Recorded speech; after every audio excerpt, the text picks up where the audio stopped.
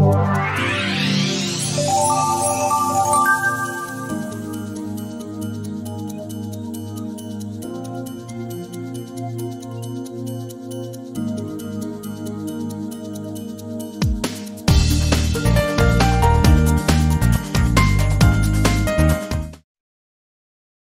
let's talk about today's topic, friends.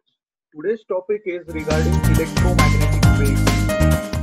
So when we talk about electromagnetic waves or light waves or radiations which come to Earth from Sun, they all are in form of electromagnetic waves. Now, if you try to recall trace the history basically of the studies regarding electromagnetic waves and radiations,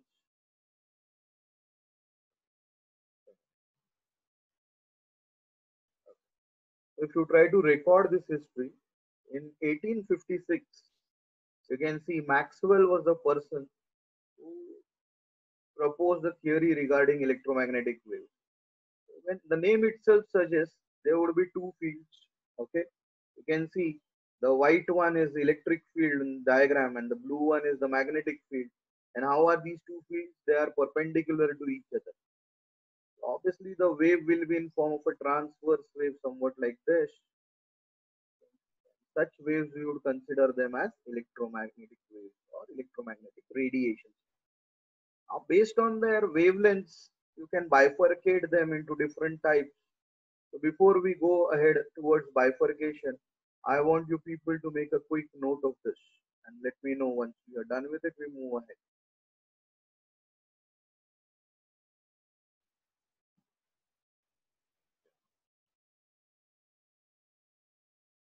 Yes. So most of you say done. Let's move ahead then. Yeah. So based on the wavelengths, you can see there is a chart given to you. Based on the wavelengths, different wavelengths and corresponding frequencies, you can have different regions of electromagnetic spectrum. Right. So you can see. When we talk about different regions, so the types of radiations would be based on what wavelengths they correspond to. NM stands for nanometer, friends. Meter, kilometer, just a minute.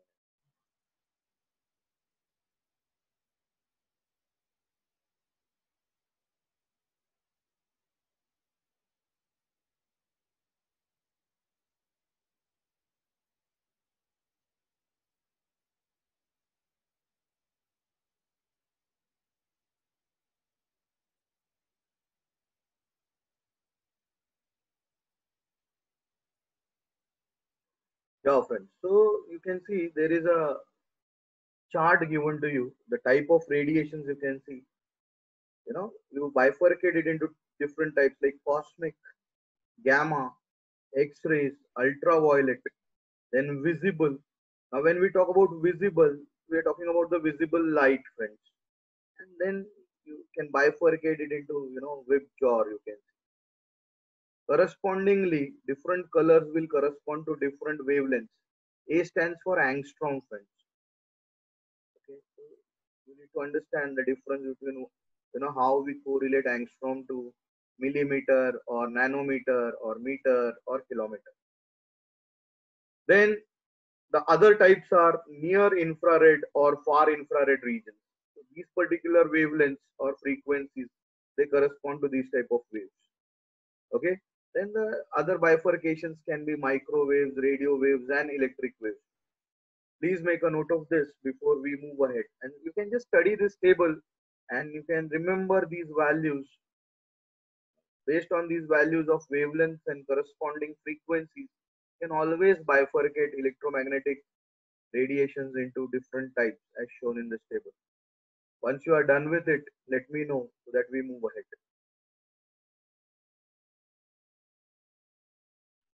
Okay, fine. So most of you say yes. Okay, good. Let's move ahead then.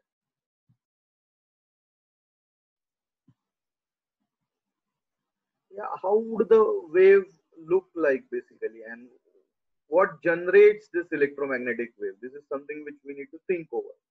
So basically, you can see oscillating charges, electrical charges. they will create magnetic fields, and the magnetic fields in return would create electric fields. So oscillating charges, they will create electric and magnetic fields which are at right angles to each other, and also to the direction of propagation in 3 dimensions. So you can see, if red color you are considering it as electric field, obviously the dotted lines should be considered as magnetic field. And in 3 dimensional view, if you try to imagine this, they both are perpendicular, mutually perpendicular to each other. All right, now such kind of waves, we consider them as electromagnetic waves or electromagnetic radiation. The important thing regarding electromagnetic radiation is basically it will travel with the speed of light, because light is also an electromagnetic wave. And we all know what is the speed of light, 3 into 10 raised to 8 meter per second, represented by the notation C. Okay, so here you can check out. Now there are different parameters which would be describing these waves: wavelength, frequency, and wave number. So this is something which we will be studying subsequently in greater details when we study waves in greater detail. This is just need to know information in the initial stages for you people, friends.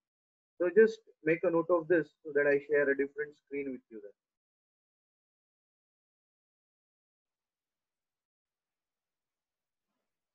And let me know once you're done with it.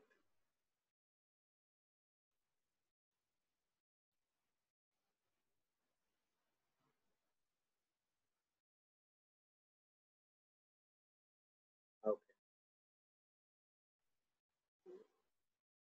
With the help of animation, I can show you how exactly you need to imagine an electromagnetic wave. Okay, so this is how you can imagine electromagnetic waves in 3 dimensions. Okay, the blue color part you can consider it as magnetic field.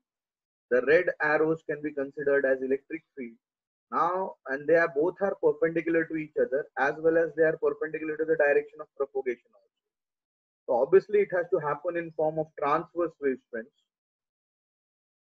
This is a 3 dimensional visualization of how you can imagine uh, the electromagnetic waves.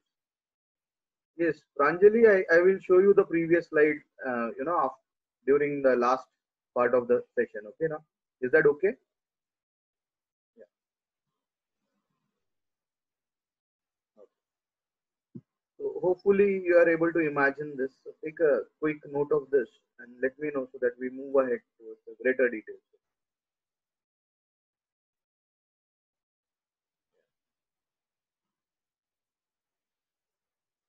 Okay, so most of you say yes. Good, fine. So let's move ahead then. Yeah, this is more sophisticated diagram which gives you an explanation about how electromagnetic waves can be drawn when it comes to representing electromagnetic waves in notebooks basically.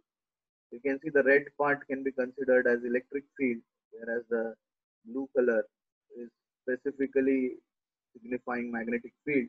Both are perpendicular to each other and perpendicular to the direction of propagation as well. This is how a transverse wave or electromagnetic wave propagates in the medium. Okay. Now at the top you can see we have shown Earth over here. There are electromagnetic waves around Earth also because of bar magnet located at the center of Earth. We imagine due to the motion of ions over there. Please make a note of this. Once you note it down, let me know.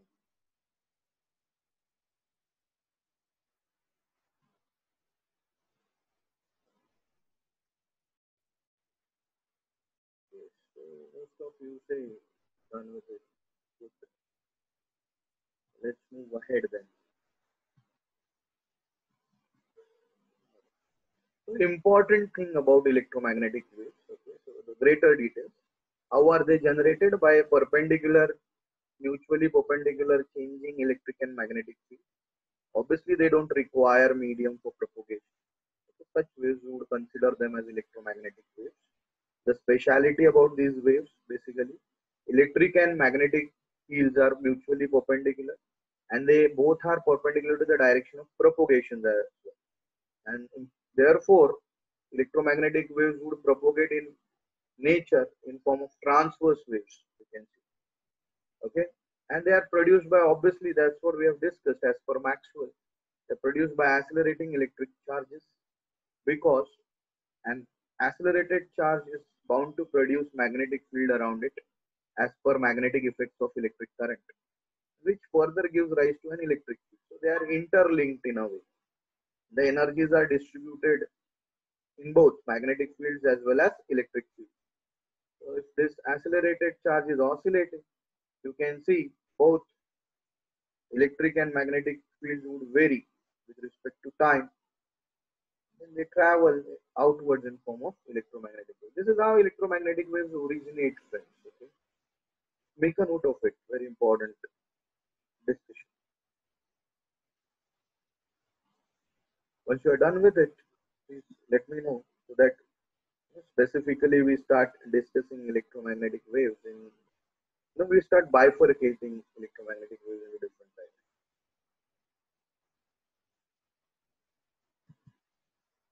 Okay.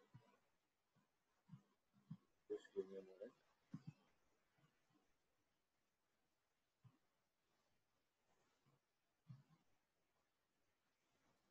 So these are certain things regarding electromagnetic waves. Let's talk about the characteristics of electromagnetic waves.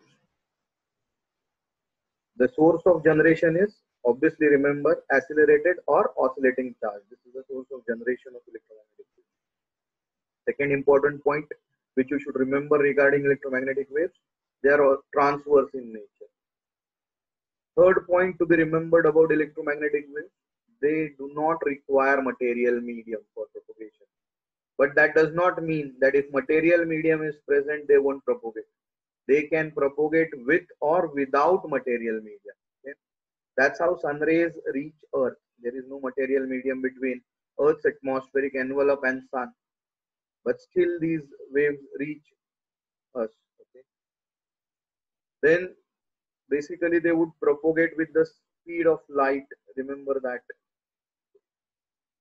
The ratio of magnetic and electric field gives the velocity of the wave, and that is equal to velocity of light.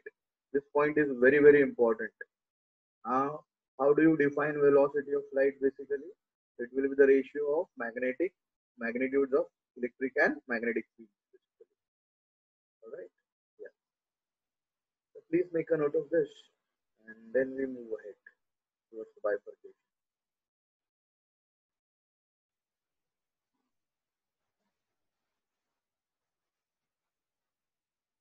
So most of you say done.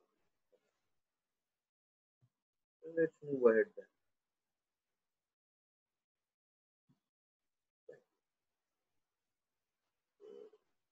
Then there are certain other properties also, which I told you. So electric and magnetic fields, they can attain their maximum values at the same time, at the same point. They oscillate in same phase. So these are the technical terms which we would be discussing in subsequent phases in the later stages. Okay? Phase, frequencies, how they obey principle of superposition.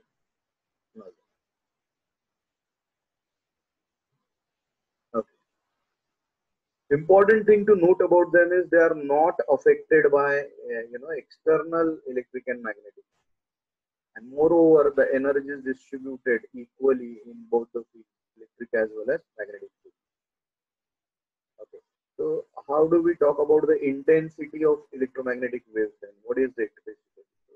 So we define intensity of electromagnetic waves, then it is the energy crossing per second per unit area. Okay.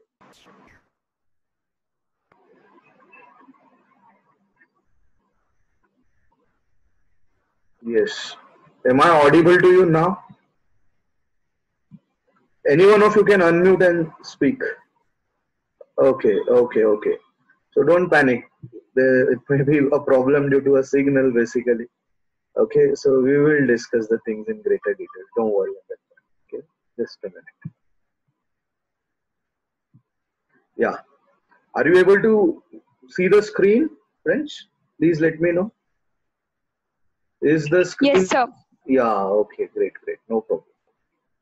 So we will continue with the discussion, no issues. Okay, so here they say they obey the principle of superposition.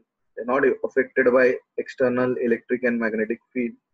We did define the intensity of electromagnetic waves as energy crossing per second per unit area. All right. Now, important thing about electromagnetic waves, the optical effect. It's whatever we are able to visualize. So that electric field vector will be called as light vector. Remember that. And they possess momentum also, electromagnetic waves. Why? Because they carry energy, and as a result, they will obviously exert pressure on the surfaces they are in. So these are the characteristics of electromagnetic waves. So please make a note of these characteristics. Okay, time and again you will require them. Once you are done with it, let me know.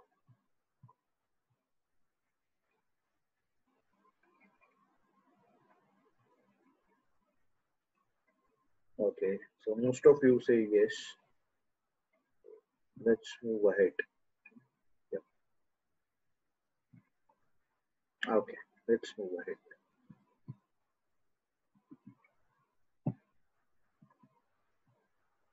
Okay. We were talking about electromagnetic spectrum. Now here are the greater details of it. Okay. So based on their wavelengths and frequencies and the range of wavelengths, we have bifurcated them. Okay, into the spectrum is bifurcated. You can see. So in order of increasing wavelength, correspondingly decreasing frequency. You can bifurcate electromagnetic waves from gamma rays to radio waves basically. So the major regions of the spectrum would be gamma rays, X-rays, ultraviolet rays, visible light, infrared rays, microwaves, radio waves, and based on the frequencies, you can bifurcate them. So make a note of it so that we get into greater details of it.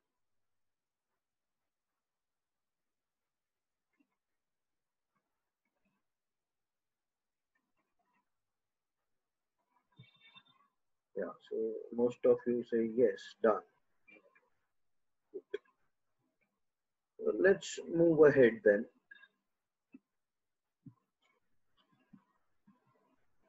Yeah, let's talk about what exactly are the ranges.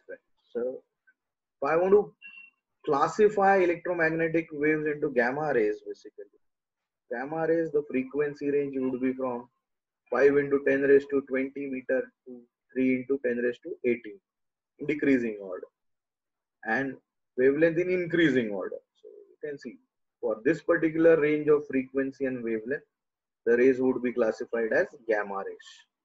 Okay, now because we are talking about gamma rays, you can see the person who discovered gamma rays was Willett. Okay, so here where are they produced basically? In nuclear reactions. You all know in radioactive radiations, gamma rays are produced, isn't it? So again, there are some sophisticated processes which are being mentioned over here. We would study them in the subsequent stages basically, like electron positron annihilation and process.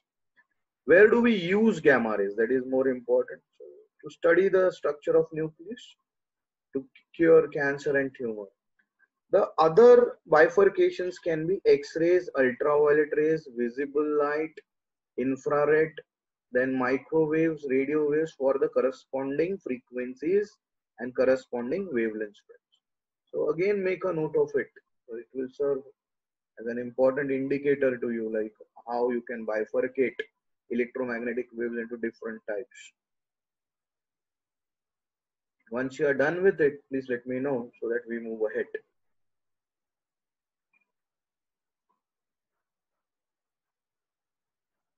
Yeah. Okay. So most of you say done. So let's move ahead. Okay.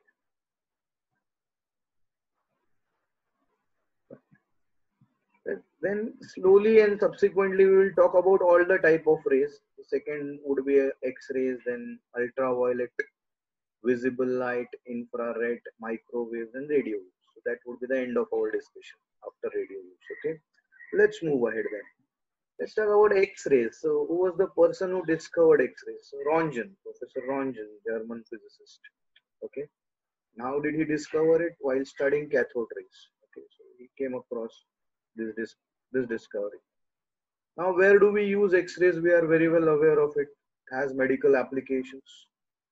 Okay. Now how do you produce X-rays? So you stop electrons and whatever rays come out of that stoppage would be X-rays.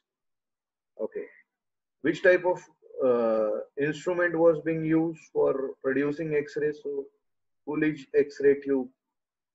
In laboratory, you can produce X-rays from this. Where are they used? Obviously, in the medical field, you can see fracture, determining fractures. Then they can stop the growth of cancer tumor. Then you can also use them to detect flaws in metal or smuggling, stop smuggling and everything. Many uses of X-ray spreads. Make a note of this so that we move ahead.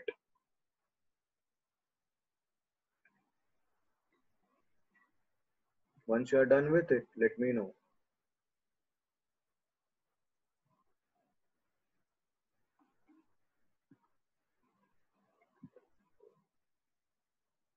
So most of you say done. Good. Let's move ahead then. Yeah, fine. Let's talk about ultraviolet rays and visible light. Who discovered ultraviolet rays? So basically, it was Ritter, person named Ritter, in 1801. Okay, how were they produced? Basically, sun rays which reaches, they are also ultraviolet rays. But on Earth, how you produce them? So with the help of this process, arcs of mercury and iron. Okay, there are other methods also mentioned. But we all should know the natural source of ultraviolet rays is sun. We receive UV rays from sun. And importantly, they are harmful also to human body. Okay. Now, how are we safe from these UV rays? So the ozone layer protects us. But then there was a problem regarding the depletion. That's the major concern. Okay. Environmental concern, we can say. Okay. This was regarding ultraviolet rays. Let's talk about visible light. Whatever we can see, such light will be considered as visible light. Now the frequency range, as mentioned in that table also, you all know it was from 4 to 10, 4 into 10 raised to 14 hertz to 8 into 10 raised to 14 hertz. The wavelengths range from 3750 angstrom to 7500 angstrom. How are they produced? Obviously, they are produced by exciting atoms, basically. Okay. So these are the detailed processes which you would come across in the later stages also. Here, what we are trying to do, we are just trying to, work out certain basics regarding electromagnetic waves. So please make a note of this. Once you are done with it, then we can move ahead. And let me know once you are done with it.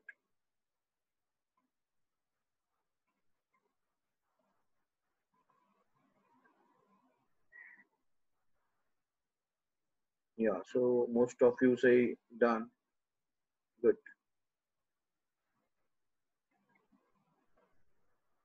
Yeah, when we talk about visible spectrum, then we should talk about, you know, 7 colors, 7 different colors.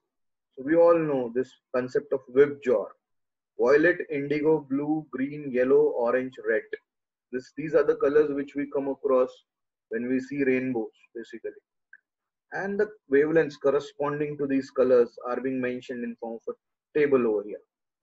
The entire branch which deals with the visible spectrum, we will call it as optics.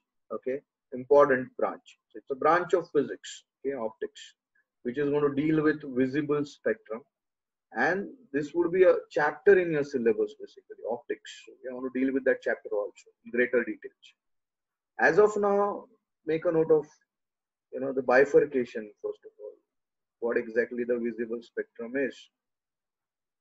All these electromagnetic waves, these are all the parts of electromagnetic or types of electromagnetic waves, you can see. Okay, mostly they say done, so we will move ahead then, friends.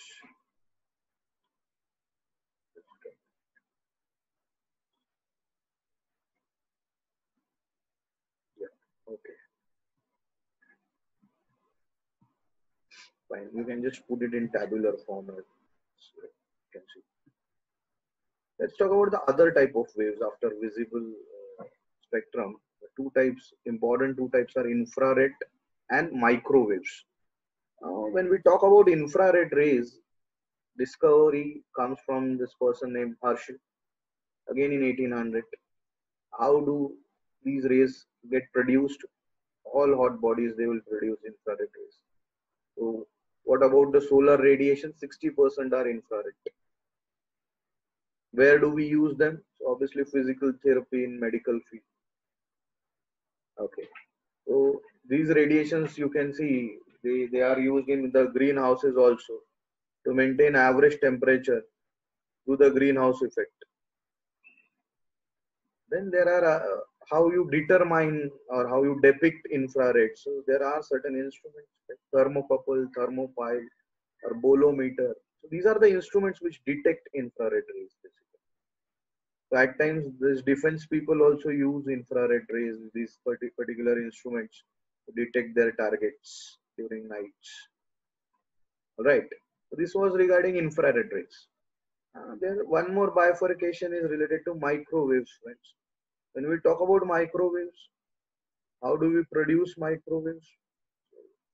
AC currents in vacuum tubes. We call them as klystrons or magnetrons or gun diodes also you call them. These waves are produced by alternating current in special tubes like this. Okay, magnetrons, gun diodes, and klystrons.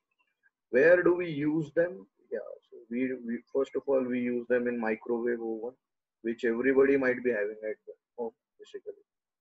Then there are other places also where we use them: radar and televisions.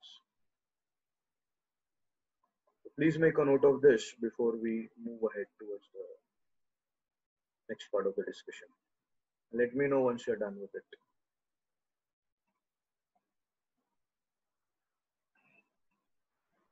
Yeah, so most of them say done. Yeah, so let's move ahead then. The next part is radio waves, friends. Where do we use radio waves? Obviously for communication, radio communication, television communication. You are actually using your mobile phones, right? For the networks and net and everything. There also you are using radio waves. Okay, how are they produced? So they are produced by circuits like oscillator circuits. What are oscillator circuits? Subsequently, discuss them in details later. So please make a note of this slide as well.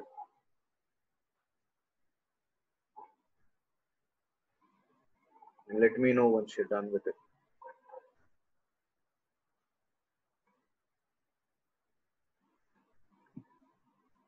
Yeah, so most of you say done. Good.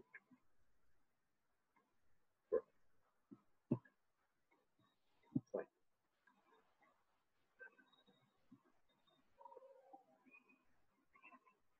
Okay.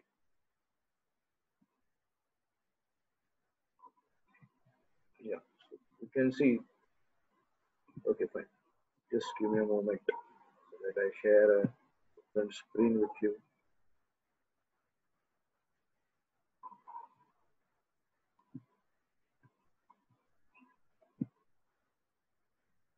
So there are certain correlations basically which you should be aware of whenever you need to convert the wavelengths from one unit to another.